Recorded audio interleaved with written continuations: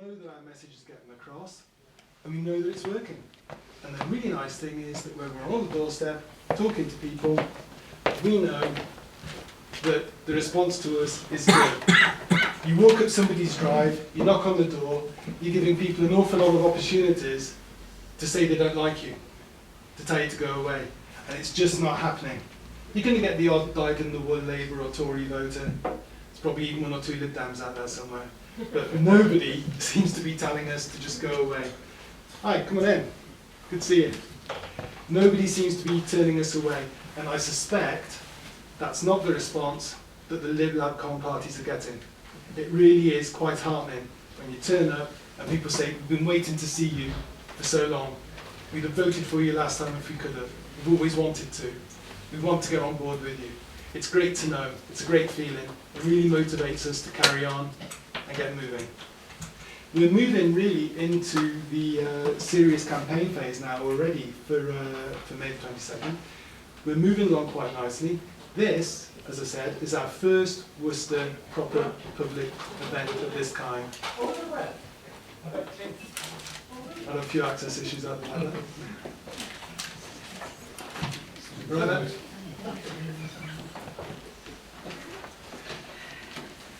And we have some very special guests along tonight. We have Star Etheridge, who's UKIP's disability spokesman.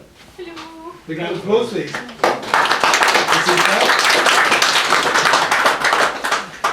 And Bill Etheridge, her better half. She's brought along. He had to drive. That's why he's allowed then. Yeah. Fantastic. Nice to be useful. Nice to know your place as well, isn't it? Fantastic. So Bill is an MEP candidate, also a regional organiser. I think you pretty much breathe and sleep UKIP at the moment, don't you? I certainly do. Absolutely. So it's fantastic to have them both along. As I said, put it into context, we have only been around for a few months. This is the first time we've done something like this, but our membership has grown. It's more or less doubled in the last year or two. We really are getting to places we never were. We are able to do things we were never really able to do before. And this, I hope, will be the start of something good building up to those elections. So, without further ado, I'd like to hand over to Star. Okay. The great thing about this is, does my bum look big in it? You like to answer that? Not if you don't No, want your toes right. over. Right. Disability. We all know what it means in general, yeah? It's nice gentlemen with crutches, me with my chair, people you see with sticks. There are some visible disabilities, ones that we can all see and you can accept. Somebody will probably say to him in the supermarket, oh, what have you done it yourself? You're on crutches. I used to get that when I was on crutches before I got this bad. But when there isn't anything that you can see, because there's something wrong, that you've got either some sort of autism, can't see that in somebody, can you? Sometimes, like one of my friends, she's blind, but she doesn't use a white stick and she doesn't use any other things, she just feels her way around. I really love her because she tells me I'm gorgeous, so she must be able to see really well. But anyway, she, was out somewhere and we were talking and this lady just said to me, oh, you don't look blind. Well, you don't generally, do you? It's like, if you didn't have hearing aids in, if you've got a cochlear implant in, like lots of kids have these days, deaf children, you wouldn't know. You can't say you don't look deaf. Somebody who's had a kidney dialysis, you don't know about that. So there's lots of hidden disabilities that really affect your health and your daily living. And this is what I'm trying to open up to everybody, because these are the people who are seen by a lot of our governments, past and present, to be the shirkers. I mean, there was a lady last week or the week before, and she'd gone through all the, fill the form out for your disability, blah, blah, blah. She did the first one. Well, I mean, they're like mini novels as it is. Believe me, you've got about 200 pages of basically repetitive questions that ask you if you can lift a milk carton or a blooming empty box. Can you put a pen in your top pocket? yeah, with my right hand. With my left hand on some days, no, I can't. I'd have to do that, you know. But it's all of these things. Anyway, this lady, she'd done the first lot. Then she got herself into such a panic because she has bipolar. Again, in the old days, we'd call that manic depression, but they keep changing all the names to make them fancy. Don't know why. Just stick with the truth. It's easier. So she worked herself up into such a state that she had a stroke. Now, this lady, after the stroke, went downhill even more. She's now in a coma. Now, the family have explained, don't know how many times, on the telephone, written letters back, no, Sheila can't come for a work capability assessment. Sheila's in a coma. You know, she's not just an old Smith song. She really is a real lady. You probably saw some of it in the local news or on the internet in the last week or two. Anyway, they have sent her another form and another date saying if she doesn't turn up to this work capability assessment, they're going to sanction her. Well, I don't think Sheila really gives a stuff. Sheila's a poor thing, she's in a coma, and a lot of it's due to the stress of what you put under. Now, you know, for some people, if you've never been ill, thank God for you, I really am, you know, but there's a lot of illnesses around and a lot of things that you can't see. And to be quite honest, you really wouldn't even wish them on Ian Duncan Smith or any of that lot. You know, you just really wouldn't wish it on your worst enemy because it limits lots of things that you want to do. Like for me today to come here, I've actually had to sort of have complete bed rest for 4 days and build myself up and build myself up. And then when I get here, the adrenaline kicks in and I'm all right for a bit. Once I leave here, I'll go vroomf. And then that's it. I'll be needing to be carried to the bathroom. Not very dignified, you know. And it's a real pain in the bum when you've only got your 15-year-old son in and you've got to ask him. You know, I've got to laugh about it. I've got a trench human mentality. And you learn to. Because if you don't have that, you go under. So there's so many different things. I mean, there's all these different benefit changes now. And like I say, they are causing problems for people who have the more hidden disabilities. But they're also doing the same with people who've got, you know, all the letters, all the medical things to show that they've had cancer, to show that they've got, you know, terminal lung things, you know, asbestosis and myelosthelioma, and things I can't even pronounce. But there's all of these things, and when you're assessed by these people, I could wheel in, and this gentleman here could be the assessor. He's not a doctor, you're not a doctor, are you? No, I'm not a doctor, no. No, he's not a doctor. They degrade you. Hey? They degrade you. They do, darling, don't I had they? to write a letter of complaint and they kept me waiting 3 hours. That's not right. Yeah, and I've had cancer twice. I mean, this is it. They treat us like scum, basically, because we've, you know, had the unfortunate thing to become ill. We don't ask for it. I mean, I'm sure he'd rather be off running around doing whatever, you know, rocking and rolling. Back with the army or whatever. Exactly. He'd be back in the army. I'd be back being a solicitor, because that's what I trained to do. Yes, sir. Sorry, it was just a comment. I understand from other sources that the government have a policy unit that uses applied behavioural psychology, and they're trying to push people into positions, you know, they're trying to actually push people into a particular corner. So I was just wondering if this sort of thing is actually part of that. Nudge theory. It does seem Yeah. to have got a lot nastier than it used to be. It is much nastier. Not calling people trying to force them off. What they do is they try and say, like, they probably say, what's your name, darling? Mark. Mark here, right?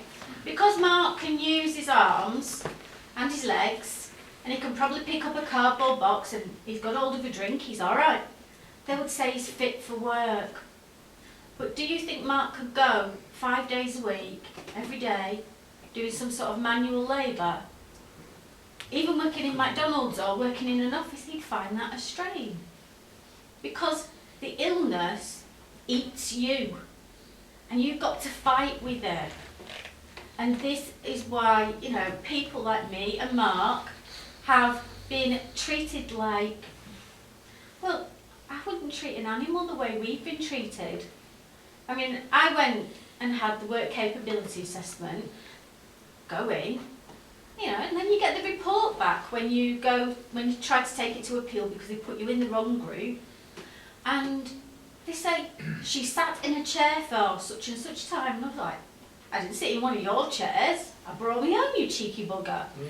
You know? And then they say, oh, and her concentration was fine. She wasn't staring around the room. Well, yeah, I was, but you weren't looking because you were tapping on your computer. You weren't even making any eye contact with me at all. And half the things that are in these reports, well, I'm sorry, they're just not necessary. So the whole work capability assessment doesn't assess somebody's capability to work in any job whatsoever, unless you're picking up the odd milk carton, an empty box, or putting pens in people's top pockets. And I don't think even dear Sheila will be able to do any of them. And this is what we're fighting over, the way that we are demonised. It was like the big benefits row last night. Some of those people who live in James Turner Street in Birmingham, some of them are ill. Now, they might appear okay, but that's only a snapshot. That could have been like one day in a month that programme showed you. Probably don't show you the other days when they can't get out of bed because they're that depressed. And when you're out of work, that does make you depressed as well, because you want to be active, you want to be doing something, and you get lower and lower and lower and lower. And I can see by poor Mark's face there, I just want to go and blooming hug him. He's going through that, and then he's had the indignity of having to go through tribunals, just like I did, and having to prove that you're ill. Now, there is only 1% of all disability claims that are fraudulent. So 99% of us are, are ill, can prove we're ill, but the government don't like the numbers. And what they forgot to remember is that a lot more people are coming back from our wars that they've put us into disabled. How many boys and girls have come back, legs gone, arms gone, blind, all kinds of horrific injuries. My own foster son went out to Afghanistan. I know what it was like to hear that somebody from his unit had been killed. I didn't know whether it was him or not at the time. I was panic stricken. I mean, this boy's only my foster son, but I was still panic stricken, like any mother would be. Now, when those boys and girls have come back, they don't give you figures for how many have been injured. They only say how many that have been killed. Why? Why don't they let us know how many of our kids have come back and need this disability help? Are they going to be treated the same way? Well, Mark being in the army, I'm sure he's had a hard time, and maybe later on he might want to explain if he wants to. If he doesn't, that's fine. But Mark, I'll give you my number and you can call me anytime, okay?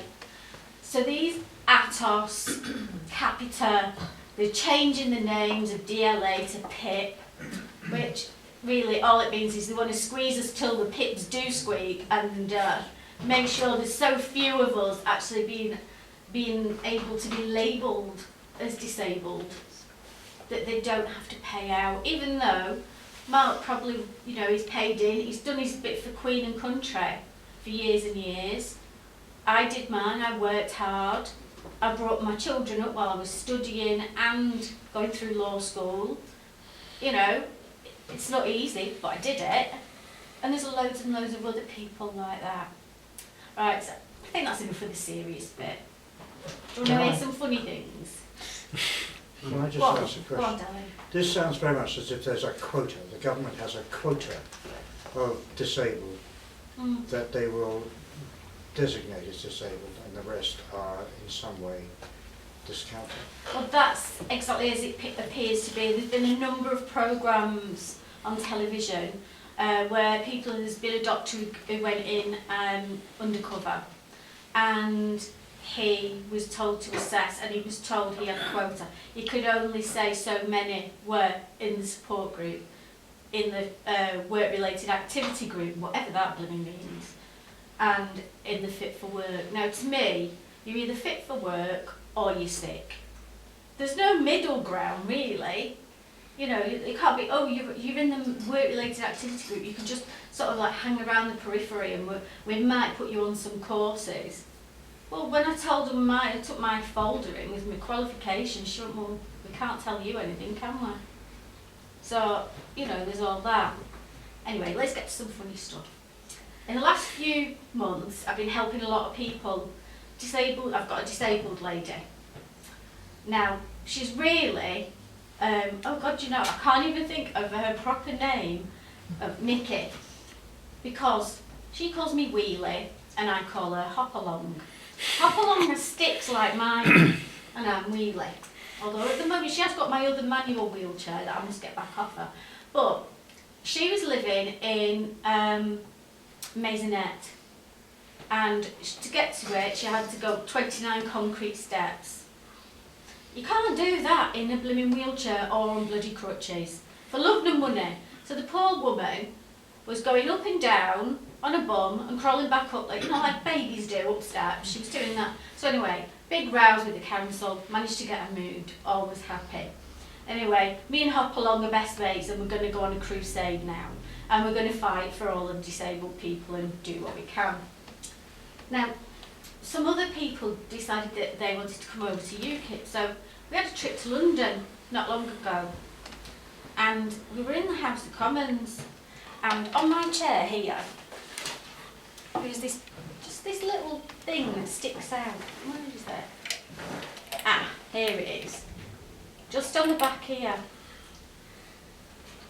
I was going past Big John's chair, you know, with his wife, who was sat with someone else and snogging him last night. Things people do, eh? Where was John? Probably on babysitting. Well, he needs a babysitter, he's that small. Anyway, this nut, it sticks out. So I'm going through and I think, there's enough room there, you know, I'm pretty good on spatial awareness. Didn't account for that. The green leather.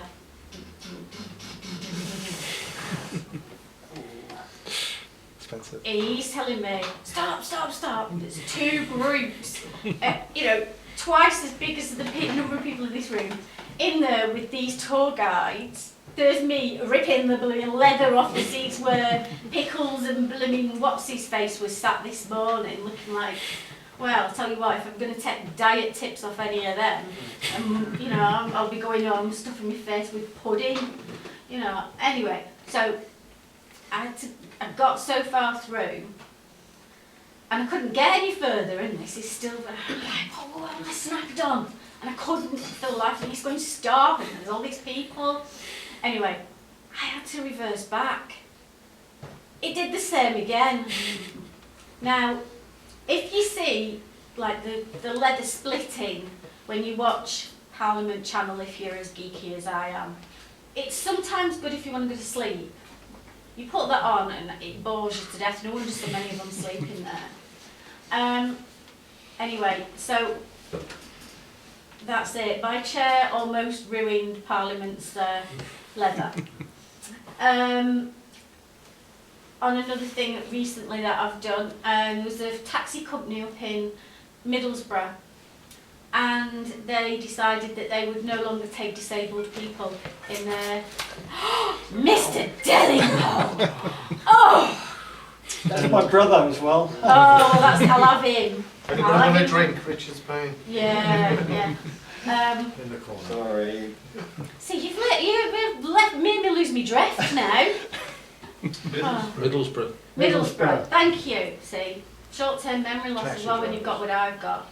So anyway, Borough Taxis decided they weren't going to take disabled people in their taxis, because what happened is every time they took a person in a wheelchair, they decided to charge them a minimum charge. Now that has happened to me in Exeter it was the first time I gave a speech to conference.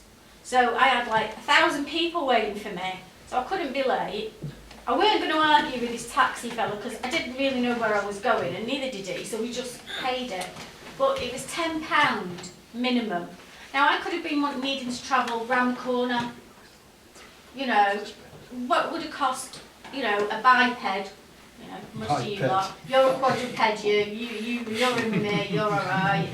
You know, but you normal biped people, cost you say £3 or £4. For us it's a tenner. That's not on, is it really? Just because Is we've that not got discriminatory? wheels. Sorry? Could you not do that as discrimination? Yeah, That's I right, did. Yeah. You did? Okay. Yeah. So I've read your story now, haven't I? Did you ever go to his seat as not? No, but I will do if ever get up there. Middlesbrough's a bit of a trek and this only has 8 miles on it. That's why I had to bring him as the driver tonight. Anyway, so I sent an email out and then one of my lovely people who helps us do all press releases sent a press release out and it got picked up and there I was in the Middlesbrough Northern Echo. Sean Etheridge. Sean? I've not changed my name. I know I normally get called Stan. I used to be called Stan, but Sean was a new one. Anyway, this taxi company is now back down. And these are the sort of things that you, every single one of you, can go out and you can fight against. You see something in your local area, somebody you need something doing. Say you're out shopping and you see Mark and he needs some lift, you know, something off the high shelf, help him. That little act of kindness is what we're all about. UKIP isn't about just Europe. UKIP is about helping your fellow man. It's about looking out for each other. It's about taking care of your little old lady neighbour. Popping in if she needs, see if she needs some milk when it's snowing. You know, just little things, nothing big. You know, writing the odd letter to the newspaper or the council if somebody does something like borough taxis. Now, if there's a real problem with some of the curbstones that people with prams or wheelchairs are having trouble with, write to the council. It's only going to cost you a stamp, or you could just email. That costs nothing, apart from your thingy bill, but you're using your internet access anyway. But you can all help. Every single one of you could go out, and I bet you, on your own street, there'll be at least 3 or 4 people who will need some support to do something because they don't know how to, or they just need their hands held. And that's what I found with a lot of the things I've done. It's not that I've actually done it for them, it's that I've worked with them. I've been at the end of the phone, I've been on the email. Because most of my work I do from my bed, because I can't do it any other way. You know, I don't meet lots of people because of that. But if I can do that from my bed, imagine what you can do around the streets. What do you think? You think you can? Easy, yes. It's I'd not like to think I already am. Good. That's it. And it's just being kind to your fellow man. You know, like the old-fashioned values our grandparents had. Well, mine did. You know, you do a good turn for people. We need to get out of this idea of shutting ourselves into our homogenous little homes with all of our blooming double-glazed windows and everything, and, you know, peeping out the curtains thinking that the bogeyman's going to come or the next knock on the door's an axe murderer. The chances are it's not. The chances are it's some kid who needs a lift home because he's missed bus. Something like that. But these are... I'm sorry. We have got a kind neighbourhood here in Worcester. There are a lot of people who help people around. That's great. And it's not so just what UKIP. And you know, you speak, you know, I don't know. No, I'm speaking in general say- here, love. Sorry. Well, yes, I know, but I think you perhaps don't think it. I know a lot of people have difficulties, but there are still a whole lot of people who do an awful lot to help those in need. Well, that's great. In all sorts. Good. I'm glad that people are doing that. And if more people do it, it's going to be better, isn't it? And that's the only way we're going to get through. So, basically, you know, watch out for people with disabilities. Help them if you can, if you're in the supermarket. And for God's sake, please, please, if you see someone in a wheelchair, don't talk to the carer behind them pushing it. Talk to the person. We might not have use of our legs very much, but we still have our brains. Now, there is a slogan that I found. I was bought a book by a dear friend of mine, Christine Hamilton. She bought it me for my birthday, and it's a book of little, like, sort of quotes. And as one of my middle names is Freedom, I'm choosing this as my quote. Freedom is in peril. Defend it with all your might. Now, that was a World War II slogan. I'm making it a 21st century one. And I didn't vote UKIP at the end. Thank you.